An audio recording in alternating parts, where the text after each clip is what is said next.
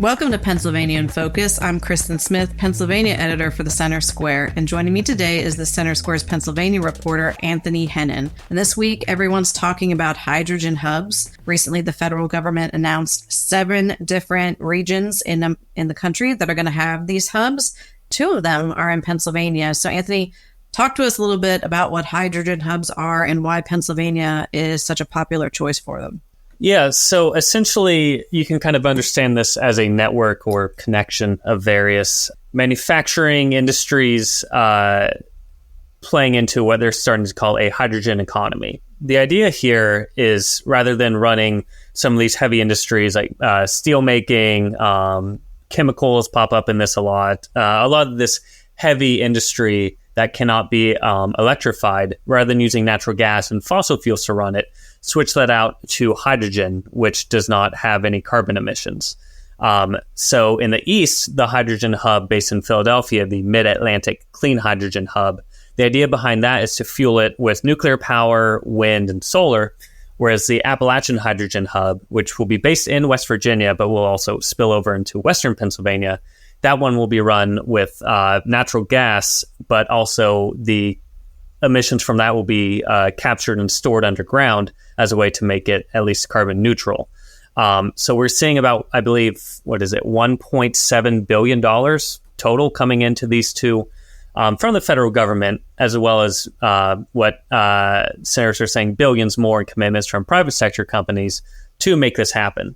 The issue here is that a lot of this is untested. It looks like these hubs won't really be operational for another decade or so.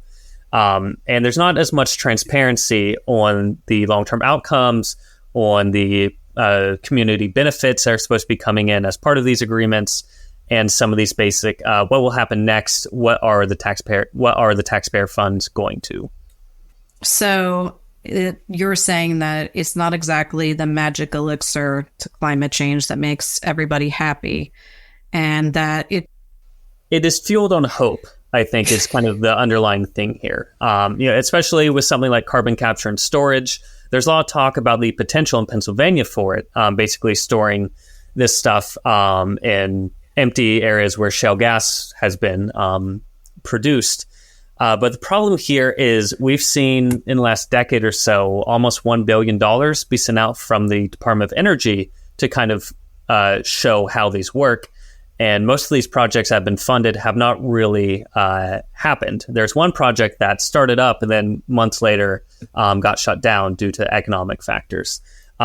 So without federal incentives and federal subsidies coming in here, carbon capture has not really worked, and it's kind of the cornerstone of making sure these hydrogen hubs actually take off. The other concern here is rather than this shift to hydrogen driving down emissions, this could actually encourage it due to poorly targeted subsidies that essentially encourage more use of natural gas and resulting in more emissions rather than driving it down.